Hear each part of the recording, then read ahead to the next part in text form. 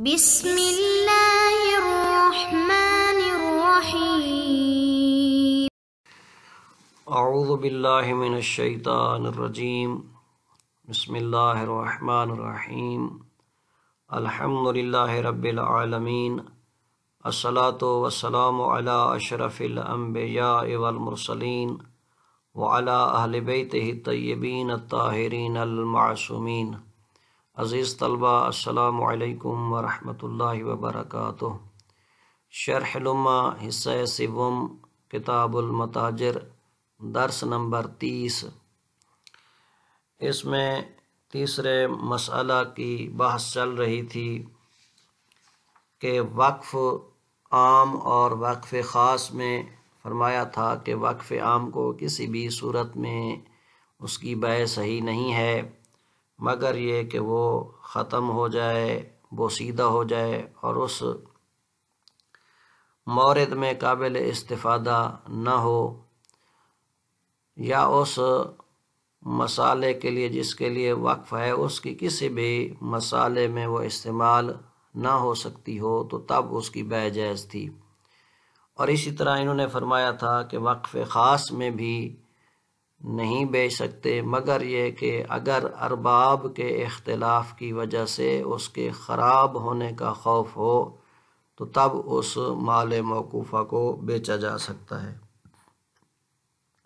اب یہ موارد جو انہوں نے بتائے تھے ان کے بعد فرماتے ہیں ان موارد مذکور کے علاوہ باقی مقامات پر یا باقی صورتوں میں اس وقف شدہ مال کی بیع صحیح نہیں ہے۔ اسی طرح ہم اس مسئلہ میں پڑھیں گے کہ وہ کنیز جو اپنے مولا سے بچہ دار ہے اس کی بیع بھی صحیح نہیں ہے مگر 8 مقامات پر، 8 صورتوں میں اس کو بیچا جا سکتا ہے۔ خلاصۃ درس کا خلاصہ عرض کرتے ہیں، فرماتے ہیں وَلَا يَجُوزُ بَيْعُهُ فِي غَيْرِ مَا ذُكِرَ، یعنی وقف والے مال کی بات ہو رہی تھی کہ وقف عام کو صرف اس صورت میں کہ جب وہ بوسیدہ ہو جائے، پرانا ہو جائے، قابل استفادہ نہ ہو اس مورد میں کہ جس کے لیے وقف کیا گیا ہے، اور نہ ہی اس کے مسالے میں وقف ہو سکتا ہو،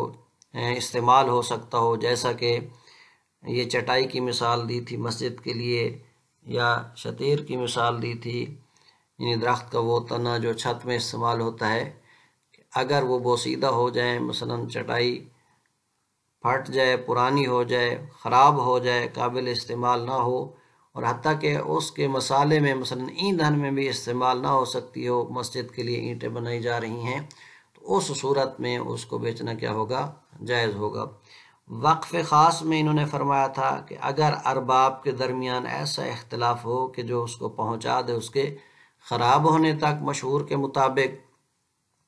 شہید اول نے البتہ دروس میں ان میں سے ایک ایک مورد کو بھی علیحدہ کر کے فرمایا کہ اگر اختلاف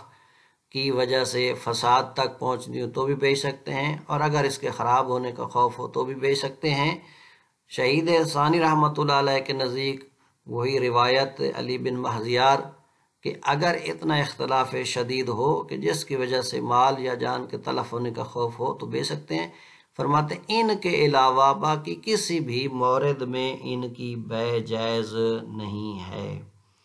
حتیٰ کہ اگر جن کے لیے وقف کی گئی ہے ارباب وقف اس کے محتاج ہی کیوں نہ ہو، مثلا زمین ہے جس سے ان کا جو غلہ ہے وہ اناج جو ہے وہ پورا نہیں ہوتا ہے، یا اگر بیچنا مثلا اس سے زیادہ مفید ہے اس سے کہ وہ اس کو رکھیں تو بھی کہتے ہیں بیچ نہیں سکتے، کیونکہ کوئی ایسی دلیل موجود نہیں ہے جو بیچنے پر صلاحیت رکھتی ہو، بیچنے کے جواز پر۔ اسی طرح فرماتے ہیں وَلَا بَيْعُ الْعَامَّةِ الْمُسْتَوْلَدَةِ مِنَ الْمَوْلَى، وہ کنیز جو مولا سے بچے دار ہو گئی ہے، البتہ یہاں پر مستولدہ سے مراد ہے، کہتے ہیں وہ اصطلاح جو معنی بیع ہے وہ ہے اس کا شوہر کی ملکیت میں ہونے کے وقت اس بچے کا نطفے کا ٹھہر جانا، یعنی اگرچہ اس بچے میں ابھی روح نہ بھی آئی ہو تو اس صورت میں اس کا بیچنا کیا ہوگا؟ اگر مثلا حاملہ ہے یا بچہ متولد ہو چکا ہے، اگر بچہ زندہ ہے تو اس مولک جو ہے اس کنیز کو بیچ نہیں سکتا، مادام الولد حیا الا فی ثمانیۃ مواضع، مگر 8 مقامات پر اس کو بیچا جا سکتا ہے۔ تو شہید ثانی فرماتے ہیں یہ 8 موارد جو شہید اول رحمۃ اللہ علیہ نے بیان فرمائے ہیں یہ اس کتاب کے خواص میں سے ہیں، یہ جو یہاں پر جمع کی ہے انہوں نے۔ وَلَا يَجُوزُ بَيْعُهُ فِي غَيْرِ مَا ذَكَرْنَاهُ، جائز نہیں ہے اس وقف والے مال کی بیع فی غیر ما ذکرناہ، اس کے علاوہ جو کچھ ہم نے ذکر کیا ہے، ان موارد کے علاوہ باقی موارد میں ان کی بیع جائز نہیں ہے۔ وَإِنْ احتاج إِلَى بَيْعِهِ أَرْبَابُ الْوَقْفِ، اگرچہ محتاج ہوں ارباب وقف اس کی بیع کی طرف، یعنی جن کے لیے وقف کیا گیا اگرچہ وہ محتاج ہی کیوں نہ ہو بیچنے، پھر بھی یہ نہیں بیچ سکتے۔ وَلَمْ تَكْفِهِمْ غَلَّتُهُ، جیسا کہ مثلا غلہ جو ہے ان کا کفایت نہیں کرتا ہے۔ او کان بیعہ آودا، یا اگر ان کو بیچنا زیادہ نفع بخش ہو پھر بھی نہیں بیچ سکتے ہیں۔ او غیر ذالک، یا اس کے علاوہ اگر کوئی مما قیلہ جو کہا گیا ہے تو ان وجوہات کی بنا پر یا ان مقاصد کے لیے ان کو نہیں بیچ سکتے۔ لعدم دلیل صالح علیہ، کیونکہ ایسی دلیل موجود نہیں ہے جو اس کے بیع کے جواز کی صلاحیت رکھتی ہو۔ اب کہتے ہیں جب بیچنا جائز ہو گیا تو اب اس جو ثمن ہے اس کے ساتھ کیا کیا جائے؟ کہتے ہیں اگر بیچنا جائز ہو جائے تو اس ثمن سے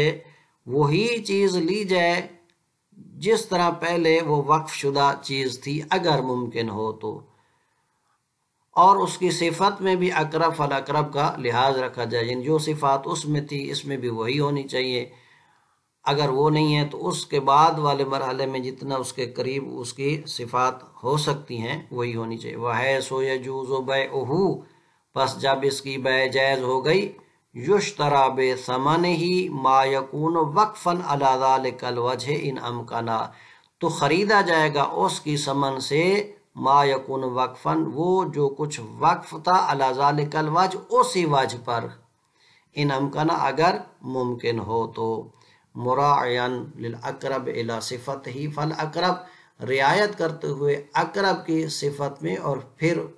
اقرب کی، یعنی پہلے مرحلے میں اسی بعین ہی اگر صفات والی موجود ہے تو وہی لی جائیں گی، ورنہ جو اس سے ملتی جلتی صفات میں چیز ہے وہ لی جائے گی۔ والمتولی لذالک، کہتے ہیں اس کی سرپرستی کون کرے گا، یہ کام کون کرے گا؟ الناظر ان کان، اگر اس مورد وقف کا کوئی ناظر ہے مثلا مسجد کے لیے جیسا کہ، تو وہی کرے گا ناظر خاص۔ وَإِلَّا الْمَوْقُوفُ عَلَيْهِمْ إِنْ انْحَصَرُوا، ورنہ وہ جن کے لیے یہ وقف ہے مال اگر وہ محدود ہیں تو، مثلا اگر لا محدود ہیں تو پھر مشکل ہو جائے، اگر محدود ہیں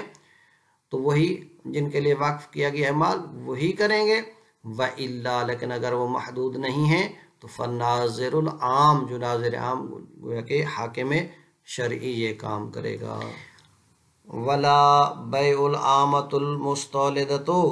اور نہ ہی جائز ہے اس عامہ کی بیع جو بچے دار ہوئی ہے من المولا، مولا سے۔ اور یہ استلاد کیسے محقق ہوگا جو بیع سے مانے ہے؟ کہتے ہیں اگر ٹھہر جاتا ہے بچہ، یعنی اس کا نطفہ اس مولا کی ملکیت کے وقت میں، یعنی یہ مالک تھا اور اسی وقت میں اس کا مثلا جو ہے نطفہ ٹھہر گیا ہے، اگرچہ روح اس میں ابھی نہ بھی ڈالی گئی ہو۔ ولا بیع العامۃ المستولدۃ من المولا، اور نہ ہی بیع صحیح ہے اس عامہ کی کہ جو صاحب اولاد ہے مولا سے۔ وَيَتَحَقَّقُ الاستلاد، اور یہ بچے دار ہونا محقق ہوگا۔ کون سا استلاد؟ المانع من البیع، جو بیع سے مانع ہے یہ محقق ہوگا بِعُلُوقِهَا فِي مِلْکِهِ، اگر وہ بچہ ٹھہر گیا ہے اس کا نطفہ اسی کی ملکیت کے وقت میں۔ وَإِن لَمْ تَلِجْهُ الرُّوحُ اگرچہ اس میں ابھی روح نہیں پھونکی گئی ہے، یعنی روح نہیں ڈالی گئی ہے، کما سیاتی جیسا کہ آگے آ جائے گا۔ فَقَوْلُهُ پس کہتے ہیں اگر اس سے مراد یہ ہے کہ اگر بچہ مثلاً یعنی نطفہ ٹھہر گیا ہے اور روح بھی ابھی نہ ہوئی، تو پھر یہ مصنف کا قول مادام الولد حیًّا، پس بے جائز نہیں ہے مستولدہ کی جب تک بچہ زندہ ہے۔ تو کہتے ہیں پھر آپ نے جو کہا ہے کہ اصطلاحات سے مراد وہ ہے یعنی اس کا نطفے کا ٹھہرنا اگرچہ اس میں روح ابھی نہ بھی آئی ہو، تو پھر یہ مادام الولد حیًّا کیوں کہا ہے؟ کہتے ہیں مبنی علی الاغلب، یہ اغلب پر شہید اول نے بنا رکھی ہے۔ اغلب طور پر ایسا ہوتا ہے کہ مثلا بچے ہوتے ہیں یا بچے کی زندگی کو مثلا غلبہ دیا گیا ہے، او علی التجوز، یا مجازن کہا ہے اگرچہ روح سے پہلے اس کو نسبت نہیں دی جا سکتی ہے زندہ ہونے کی، لیکن مجازن کہا ہے۔ لِأَنَّهُ قَبْلَ وُلُوجِ الرُّوحِ لَا يُوصَفُ بِالْحَيَاةِ إِلَّا مَجَازًا، کیوں تجوز؟ کیونکہ روح کے ڈالے جانے سے پہلے اس کو زندگی کے ساتھ، زندہ ہونے کے ساتھ متصف نہیں کیا جا سکتا ہے مگر مجازی طور پر۔ وَلَوْ مَاتَ، پس اگر بچہ مر جائے،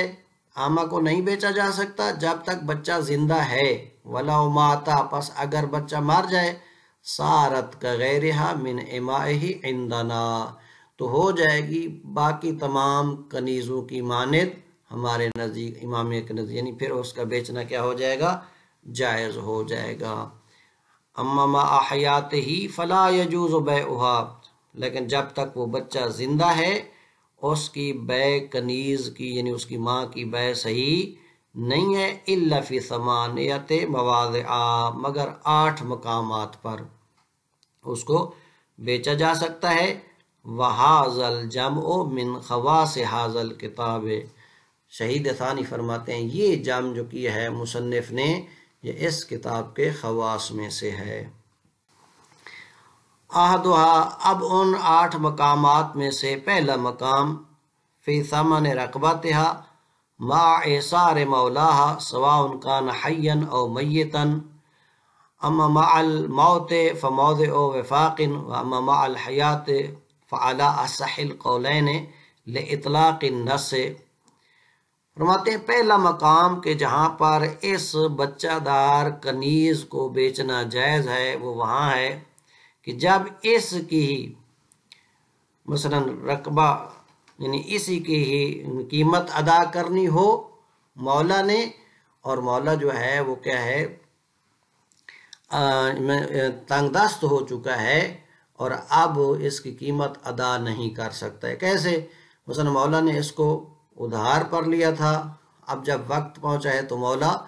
مثلا تنگ دست ہو گیا ہے اور اس کی قیمت ادا نہیں کر سکتا ہے اسی کی ہی رقبہ کی یعنی کہ بندگی کی، جب مولا زندہ ہو یا مر چکا ہو۔ جہاں تک بات ہے موت کی تو یہاں پر تو کہتے ہیں موضع وفاق ہے، مرنے کی صورت میں تو محل اتفاق علماء ہے کہ اس کنیز کو بیچا جا سکتا ہے، اور زندہ ہونے کی صورت میں بھی 2 قولوں میں سے اصح قول کے مطابق بیچ سکتے ہیں، چونکہ نص مطلق ہے، نص میں اعصار آیا ہے اور وہ دونوں کو شامل ہے چاہے زندگی میں ہو یا مرنے کے بعد ہو۔ اور اعصار سے مراد یہ ہے کہ اس کے بعد اس مال کے علاوہ کہ جس سے مثلا اس کا مستثنیات دین وغیرہ ہیں ان کے علاوہ اس کے پاس ایسا کوئی مال موجود نہیں ہے کہ جس کے ساتھ وہ اس کی قیمت یا ثمن کو کیا کر سکے، پورا کر سکے۔ بس آدھا فی ثمن رقبتها، پہلے مورد جو ہے وہ اسی کی ہی غلامی کی ثمن میں یعنی ادا کرنے میں، مع اعصار مولاہا، اس کی ثمن ادا کرنے کے لیے ساتھ اس کے کہ اس کا مولا کیا ہے تنگ دست ہو چکا ہے، سواء کان حیا، چاہے وہ مولا زندہ ہے، او میتن یا مر چکا ہے۔ اما مع الموت، جہاں تک مرنے کے ساتھ کی بات ہے، فموضع وفاق، تو یہ محل اتفاق ہے کہ یہاں پر اس کو بیچا جا سکتا ہے۔ واما مع الحیات، اگر مولا زندہ ہے، فعلی اصح القولین، 2 قولوں میں سے اصح قول کے مطابق اس کنیز کو بیچ سکتے ہیں۔ کیوں؟ لاطلاق النص، نص مطلق آئی ہے، نص میں اعصار کی بات ہے تو وہ زندگی کو بھی شامل ہے۔ والمراد بِإِعْصَارِ ہی، اور اس کے اعصار سے کیا مراد ہے؟ ان لا یکون لہ من المال، اس کے پاس کوئی ایسا مال موجود نہیں ہے، ما یوفی ثمنہا، کہ جس سے اس کی ثمن جو ہے ادا کی جائے، پوری ہو، زائداً علی المستثنیات فی وفاء الدین، البتہ وہ مال جو زائد ہو دین کے پورا کرنے کے مستثنیات پر، یعنی وہ چیزیں مثلا جو گھر ہے اس کا یا باقی ضروریات زندگی نان نفقہ کے علاوہ اور ایسی کوئی چیز موجود نہیں ہے، یعنی جن چیزوں کا قرض کی ادائیگی میں استثناء کیا گیا ہے ان کے علاوہ کوئی ایسا مال نہیں ہے جس کے ذریعے وہ اس کی قیمت ادا کرے اس کو بیچ کر۔ وثانیہ، دوسرا مورد، اذا جنت علی غیر مولاہا، جب یہ جنایت کرتی ہے اپنے مولا کے غیر پر، فیدفع ثمنها فی الجنایت او رقبتها ان راضی المجنى علیہ۔ دیکھیں یہاں پر اس جنایت کی تھوڑی سی میں وضاحت کر دوں کہ دو مورد ہیں۔ ایک دفعہ یہ ہے کہ یہ کنیز جو ہے عمدن کسی پر جنایت کرتی ہے، یعنی اس کو زخمی کرتی، اس کا عضو کاٹ دیتی ہے یا قتل کر دیتی ہے، یا سہون ایسا ہوتا ہے، یعنی عمدن نہیں کرتی بلکہ خطاً ہو جاتا ہے اس سے کام، تو خطا کی صورت میں اس کے مولا کو اختیار ہے، چاہے اس کی رقیت کو مثلا یہ جو اس کی گردن پر جنایت ہے اس کو دور کرے، کس طریقے سے، یا تو اسی کو اس شخص کو دے دے اگر اس کی قیمت اور وہ جنایت کیا ہے مثلا دیت اس کی برابر ہیں، چاہے تو کنیز کو اس کے حوالے کر دے، چاہے تو اس کی دیت مثلا ادا کرے اس کو بیچ کر اس کی قیمت کے ساتھ، یہ بھی کر سکتا ہے۔ لیکن اگر عمدن اس نے جنایت کی ہے تو پھر اختیار مجنی علیہ کو ہوگا، وہ چاہے گا تو قصاص کرے گا، چاہے تو اس کا وہ عضو کاٹ دے، اگر قتل کیا ہے تو قتل کر دے، چاہے تو اس کو اسی دیت میں اپنا غلام بنا لے یا اپنی کنیز بنا لے جب وہ دیت مثلا اس کے مساوی ہو، اور چاہے تو اس کی دیت مثلا کیا کرے، اس کے مولا سے دیت لے۔ تو ان تین صورتوں میں کہتے ہیں پس جب یہ جنایت کرتی ہے اپنے غیر مولا پر، تو یہاں پر مراد کیا ہے، یعنی گویا کہ عمدن اس نے اپنے مولا کے غیر پر جنایت کی ہے، فیدفع ثمنها فی الجنایت، پس دفع کی جائے گی اس کی ثمن اس کی جنایت میں اس کو بیچ کر، اور رقبت ہوا، یا اس کو اس کا یعنی دفع کیا جائے گا اس کی رقیت میں ہی، یعنی اس کو اسی کی کنیز بنا دیا جائے گا، ان راضی المجنی علیہ، اگر مجنی علیہ راضی ہو جائے، چونکہ مجنی علیہ کو یہاں پر اختیار ہے۔ پس ولو کانت الجنایت علی مولاہا، لیکن اگر جنایت اس کی مولا پر ہے، لم یجزی، تو پھر کافی نہیں ہے، یعنی جائز نہیں ہے اس کو بیچنا، کیوں؟ لأنہ لا یثبت لہ علی مالہ مال،